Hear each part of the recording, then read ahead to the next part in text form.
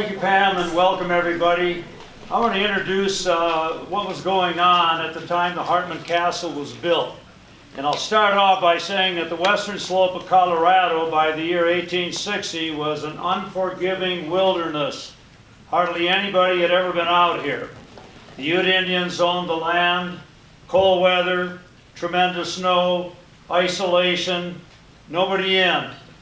And then Spain very early had looked this area over for gold, had found very little. Mountain men had been in here trapping black gold, the beaver pelt, not very many. Gold miners had been in here and found a little bit of gold, but hardly anybody had been in here, and a couple of the guys that went through here in 1853 were John Gunnison and John Fremont. One in the summer, one in the fall. They're looking for a transcontinental railroad route out to California. Obviously, with the Black Canyon, the Lake Fork Canyon, that's not going to happen. The area began to open in the early 1860s with placer miners coming in and finding some gold in the various streams of the Gunnison country. And that began to open the area up.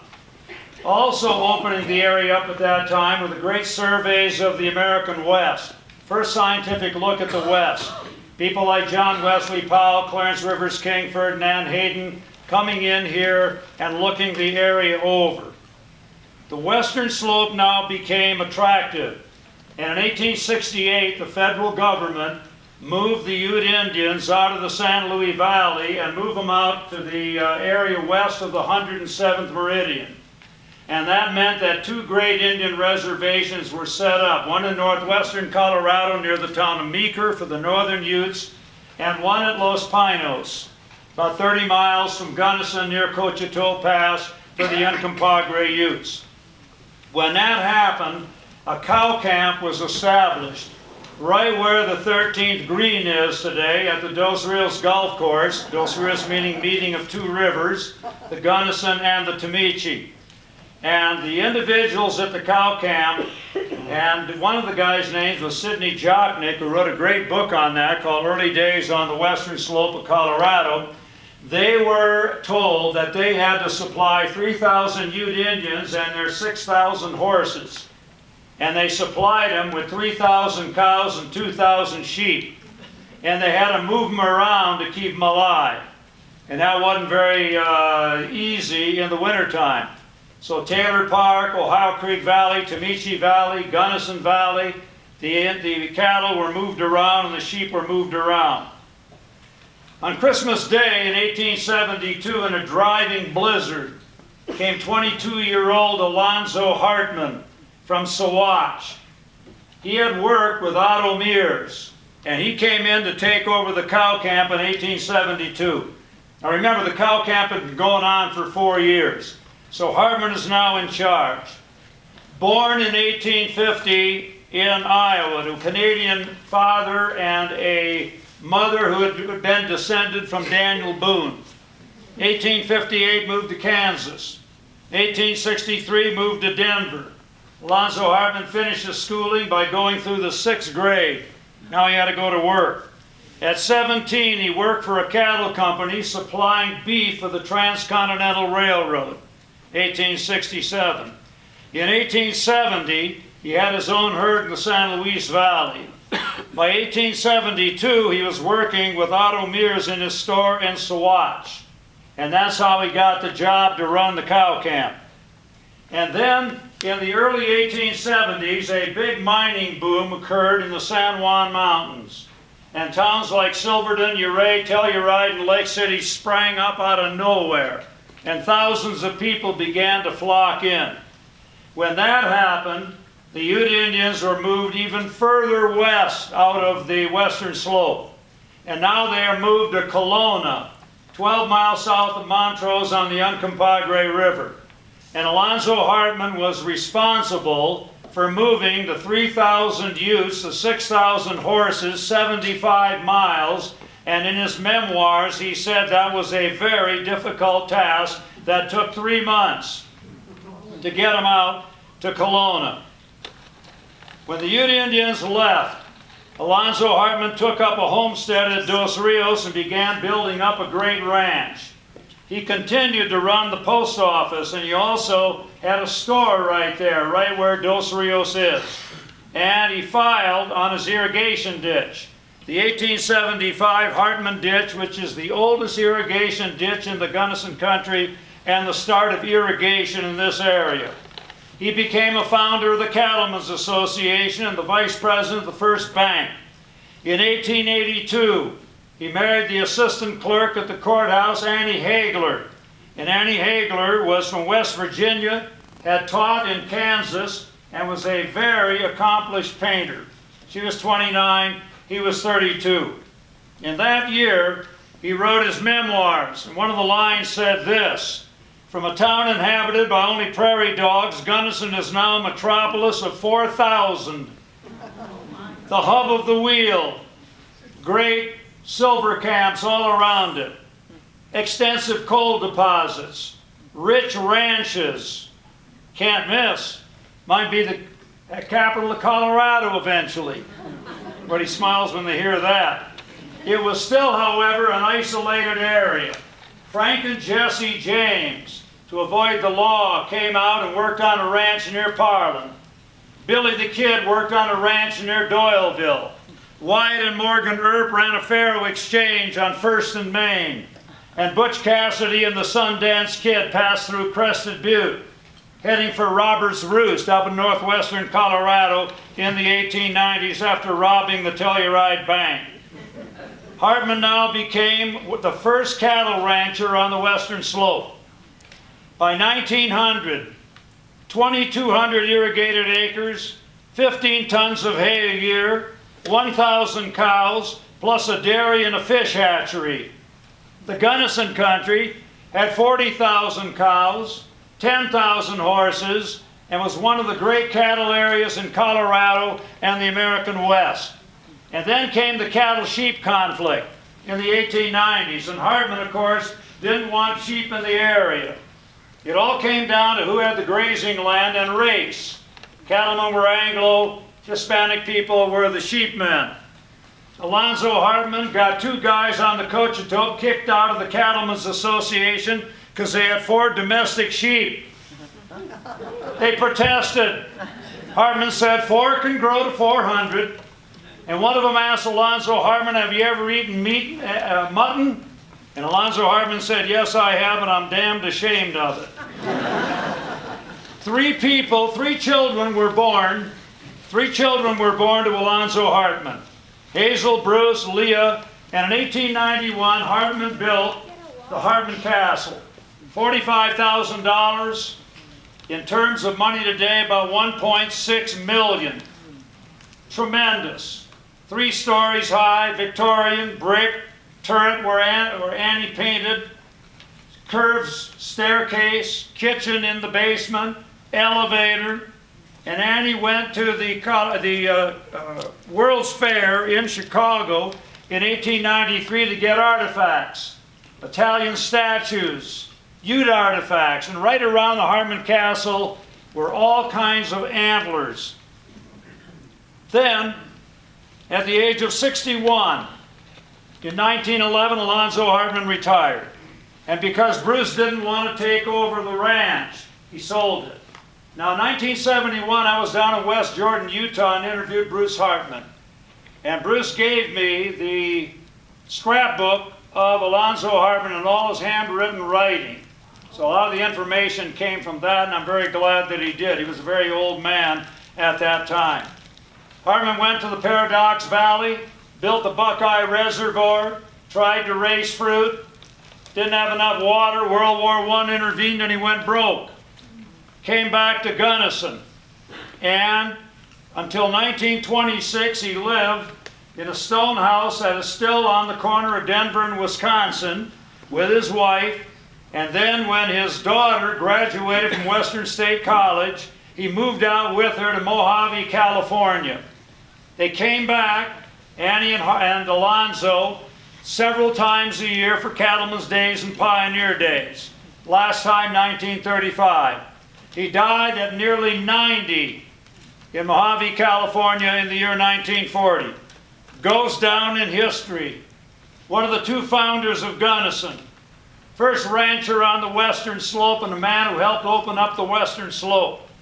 Lifelong friend of the Ute Indians. He was not enthused about the way they were treated by the federal government. Started irrigation in the Gunnison country and, of course, built the Hartman Castle. And now, without further ado, let's watch the world premiere of Colorado Experience, Saving Hartman Castle from Rocky Mountain PBS.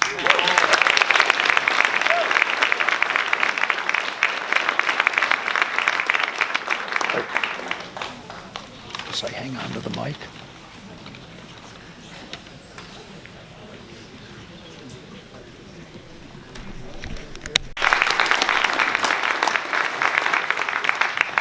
Award-winning broadcast journalist and documentary filmmaker, and the senior production manager at Rocky Mountain PBS, who was one of three, documentarians from the station who came here this past summer, I guess, and got it all together. We're going to hear more about that.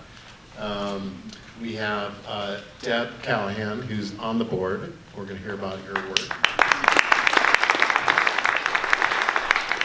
Pam Williams, who you've met, I think, at board chair. Pam, yes.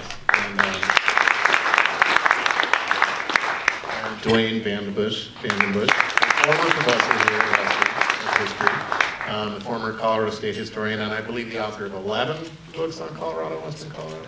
About 11, anyway. So he knows what he's talking about on these matters. But I thought, just as we watched it, it's such an amazing story, but it's also a pretty cool story about how it got made, actually. And I was going to ask you about that, and I know Pam's experience was very interesting regarding it. But Jeremy, I remember when we were meeting, and someone mentioned there's a March Madness, and I want you to tell us about Colorado Experience. I don't know if all of the pieces are done this way, but the way this one was, and how that works at Rocky Mountain PBS.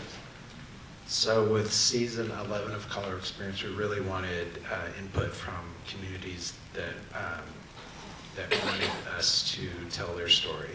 So we wanted to involve community as much as possible, and our executive producer, Alexis Kakoan, came up with a March Madness style gimmick. I don't know, that's not generous to say, but basically we had community members get on a Zoom call, pitch us story ideas, and then we would test those story ideas to see which got the most votes. And Hartman Castle just blew everybody away. It surprised us. We got a lot of great ideas, but there was certainly a lot of passion behind this project. And what was funny, as you described it to me the other day, Pam, is it surprised you that they were surprised, because tell the story maybe about, you didn't realize you were actually pitching your story that day, but how did it happen that you heard about this Rocky Mountain PBS experience? I was approached by Celeste with the chamber. She had somehow been contacted about it, and so I signed up, filled out the paperwork, and had started taking a grant writing class, and had a whopping 1 class under my belt. And so got notified that we were going to have this Zoom meeting, and there were, I don't know, 40-some on the call, I'm not sure how many. And I sat back thinking, okay, we're going to learn how to do the pitch. And we're about 10 minutes into it, and I realize this is the pitch. And I'm frantically trying to find my notes from class. Where's my elevator speech? I struggled with some of the technology. I'd grabbed the wrong computer. So at the end of I think it lasted about 2 hours. Have any of you ever been to a job interview where you knew you blew it? That was my reaction. I called Celeste the next morning and said, well, maybe next year. And so sent the producers a thank you and kind of forgot about it. And so was really surprised that probably, I don't know, 6-8 weeks later, I was notified that we were one of the 8 finalists. And so I would love to tell you that I can do a whale of a good job presenting for Hartman Castle, I can tell you that that is a lie. Hartman told its own story. That's right, and it is such a great story that was recognized, I guess, despite you not being ready that day, and then you found out you were a finalist. And Jeremy, are all the Colorado Experience pieces actually done this way, or just this one? So this was a new thing that we tried this season, where we again, we really wanted to involve communities in what we did. We wanted to showcase aspects of community from the community. So we just kind of brainstormed ways to do that, and Alexis came up with this March Madness style bracket of ideas that, you know, one idea would win over the other based on votes. And you guys must have had the organization, because you blew everybody else out of the water. It surprised us. And so for all of you who were a part of that, it was amazing. We would, you know, gear up, we're gonna vote on, you know, this day, and so many people would get on, and we would just put the word out through social media. Everything was done either through Facebook or Instagram, and we would just watch the numbers, and it was just incredible. Well, it is a story that is waiting to be told, I guess, and great job of doing it. Probably telling that story before anyone else on the stage was Dwayne Vandenbusche, I imagine, in one of maybe perhaps many of your books, I don't know, but when was the first time you came across, you know, the actual castle or went into it, and do you remember how you came to see it the first time? Yeah, you know, it was the Fisherman Inn. That's the first time I think I was in it. And didn't think anything of it at the time, you know. Things have evolved in the last 50 years or so. What year was that? And you said it was You know, about working late 1970s, you know, 50 years ago or so. So I don't know, but that means it was taking guests? Yeah, it was a restaurant, and it was called the Fisherman Inn, and not because of fishermen. It were a group of religious people that took fishermen from the Bible. That's how it got its name. And so I assume you're probably going there maybe on research, and I saw in the film they showed you with the photos that you said you got from the Sun. When you talked to the family members, did they have any memories had any of them, well, they've never lived in the house, I guess, No. but did they have memories of the house, or how did they describe this place or their father? Well, when I talked to Bruce Hartman in 1971 in Utah, he was already about 80. And he had a lot of memories, and we had a great discussion. I was there for about an afternoon, and he had the scrapbook. I've got all the original handwritten writings of Alonzo Hartman's memoirs, which he did while he was out in California. And we're just happy to have all that stuff here. Did you met with him, had they been back to the house themselves? Oh yeah, you know, Bruce Hartman came back many times. He had a mink farm at West Jordan, Utah. And he told me that, and I think of my own father, that he knew he would never be able to get along with his father. He had to strike out on his own. That's why he went out to Utah. But it was a fantastic ranch at the time. If you can imagine, 2,200 acres all irrigated. So go from the Hartman Castle almost all the way out to the Palisades. And the golf castle course. was kind of behind the airport, Yeah. by KOA, I guess, Yeah. 1,000 cows, 2,200 irrigated, 1,500 tons of hay a year, dairy, fish hatchery. I mean, he really was one of the great figures in western Colorado.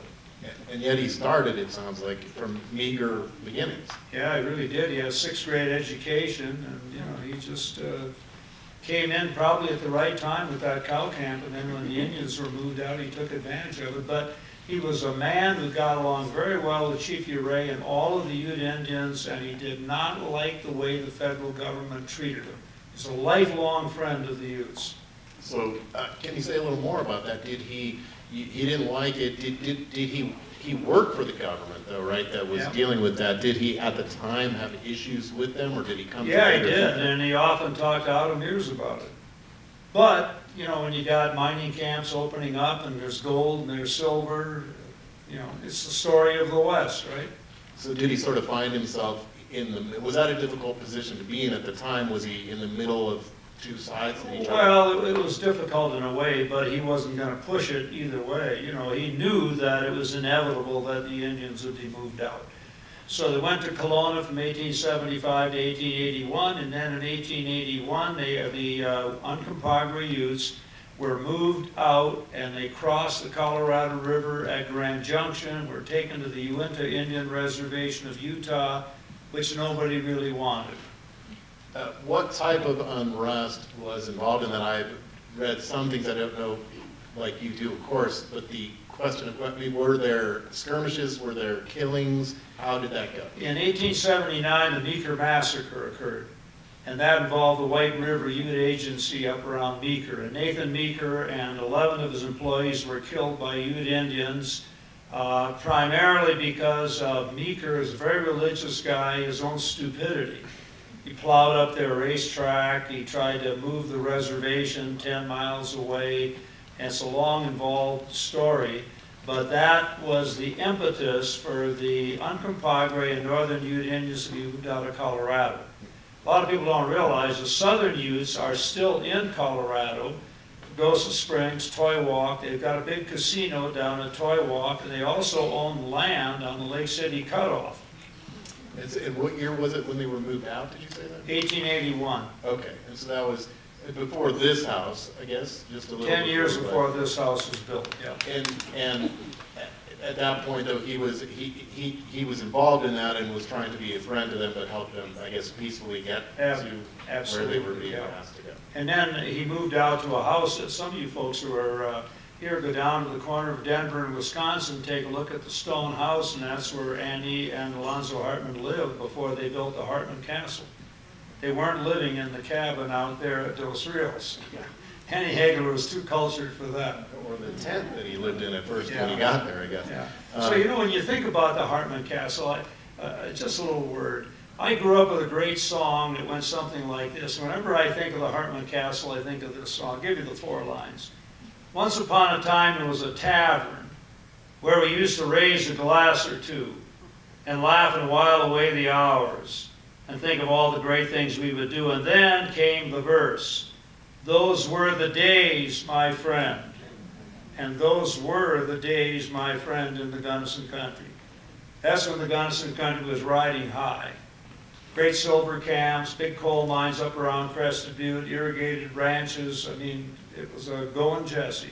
And that was, as you think you said, almost 3 times almost the population was here? Well, 25 to 40,000 people came in here. I can guarantee you there weren't that many in here during the winter. But they did come in during the spring, summer, and fall. And there were a lot of them living in camps and things. Oh yeah, you know, when the first people came to Gunnison, when the people who started Almont, Mrs. Fisher came in, she said there were 200 tents along the Gunnison River. And there was one jail that was unlocked, and the guy could get out anytime he wanted, and he just had to go back in at night. So then, at what point did you think, or did you immediately think, because it was mentioned in the movie, and I think Dad commented on it perhaps, but that it's very clear that, or maybe it was Polly, I don't know, but obviously there's buildings that did exist in this town that don't and weren't preserved, and maybe would have been great if they could have. Here's a building. Did it occur to you, or when did it occur to you that this could be something that should be preserved? Not until Pam Williams was ramrodding all of this. So more recently. Absolutely, yeah. And Deb, you're involved in the effort now to preserve it, and I know you're also involved in what the hopeful vision is that you want to see happen to the house. Maybe you can talk about that. Right. So my first encounter with the Hartman Castle was as I came here to Western. So the fall of '79 was my first semester here. And I got asked on a date. And actually, my father went to school here. We spent some of our growing up while he was getting his first degree and then his master's and all of that. But I never knew the castle was here. My mother never knew the castle was here. my father never knew. It was a kind of fancy thing that, college kids didn't spend much time worrying about. But my first dinner there, I just remember being blown away by this incredibly beautiful, special place in Gunnison. And that was my first encounter with the Hartman Castle on a date in the fall of '79. So it was still this inn at the time? It was. The restaurant. Yeah, we think it was a restaurant for maybe around a decade, not really sure, so it didn't last all that long. And I know there's been some talk, it was mentioned even in the movie about spirits, and there was a sort of a question of spirits when you told me, Pam, about when you first, it's interesting, you had a story, you had friends in town or something and were trying to find something cultural or historical to do, and why don't you tell your story about first visiting the castle? So the first time that I gave a tour of the castle was probably 10, 12 years ago. We had invited our classmates to come to Gunnison to have a class reunion, and they kept adding days to the reunion, so I had to keep coming up with things for them to do. So I had gone and talked to Dave, and because I had done the scanning for a lot of Dwayne's books, I had pictures, the family photo album that I had scanned. So I printed them out in 8.5 by 11 sheets of paper and handed it out to my classmates. And we were going to go through the castle and try to see if we could figure out where these pictures were taken. So these are children who have aged and passed away. And we've got their photos, and we're walking around, and I described the activity.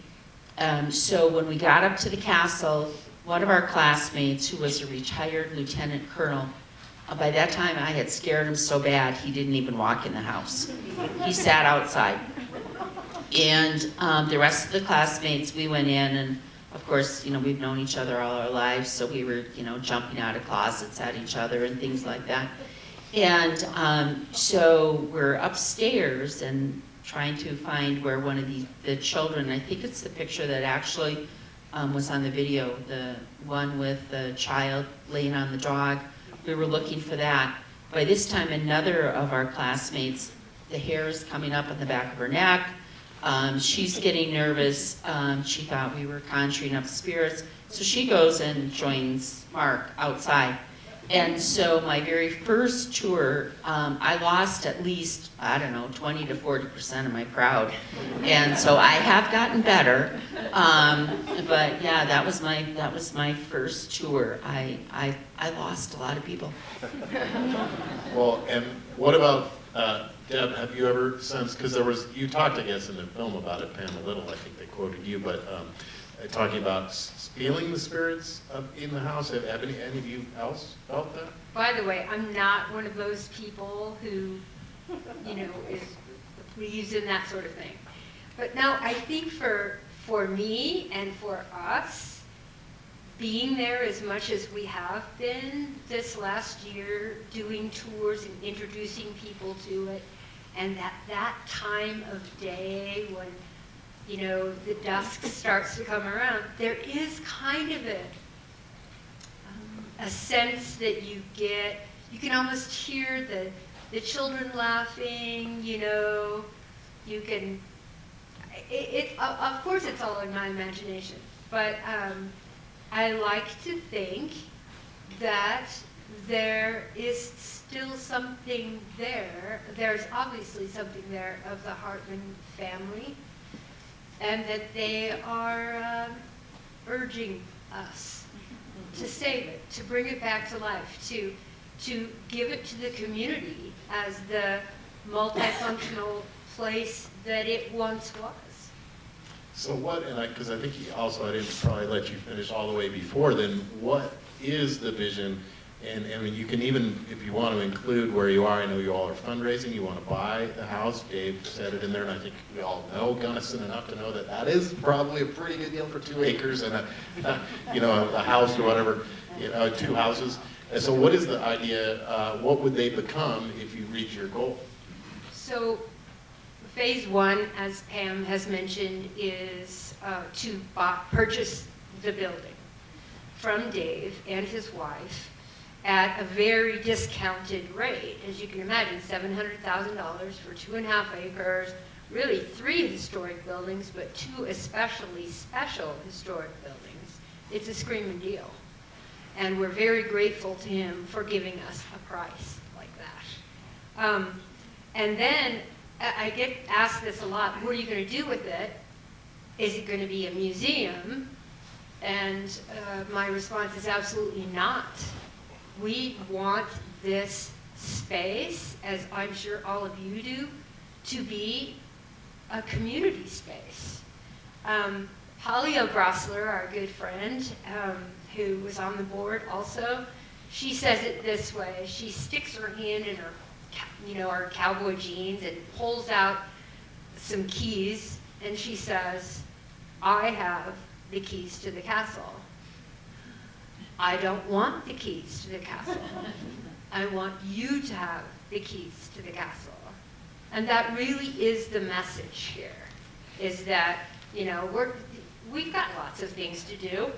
We don't really need to pick this big job up and run with it and spend all our time doing this. But what a shame if the castle were not to be preserved, if it were allowed to just go away.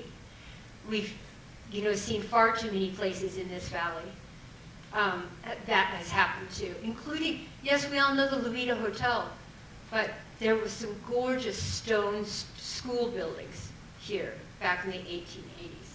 We had the gas works. That was that only got taken down fairly recently. Beautiful structures in Crested Butte and in Almont, and they're gone. And what a pity. Well, so I'm sure there's some students who might say, well, okay, if I have the keys to the castle, it's great for a party, but maybe that's not what you mean. So what do you mean by you want the community to have the keys to the castle? Like, what would they do with it? No, we really do mean parties, absolutely. Okay. I mean, maybe not in the same way that, you're conjuring up in your head right now, but no, we do. We mean parties, we mean family reunions and weddings, and maybe a class. I can see 4th graders doing history classes, open air paintings, classes, and we've talked to some gardeners. Maybe some of you are here that went on the tour. A community garden, wouldn't that be lovely? How about some native plants? Taking off where those hops plants left off and running with that. So there's nothing like this as far as which would be a community space, either up valley, Almont, or here. This would be sort of a pinnacle. I mean, it's a very historic, iconic landmark that could be used for in a myriad of ways. Okay. And along those lines, is there a schedule that I know, and you might have mentioned some of it when I was up and around when you did your thing before the film, so I'm sorry if I'm repeating it, but I know you're trying to get the building. Is there a goal, like by this date you want to do it, or anything else you want to add about that effort? We originally had a 1-year commit with Dave, which he's extended, and he's really willing to let us. He's trying very hard to work with us. And by the way, we do have a match for tonight. So if any donations will be matched up to $5,000. And so if you haven't, we've got the QR codes, you can get online. We really are pushing, we're getting better organized at fundraising. This is not something that we had done before necessarily. We don't have an executive director. We don't have a capital campaign manager. We had no database when we started. We had $0, even though this has been talked about since the 50s. There had never been an organized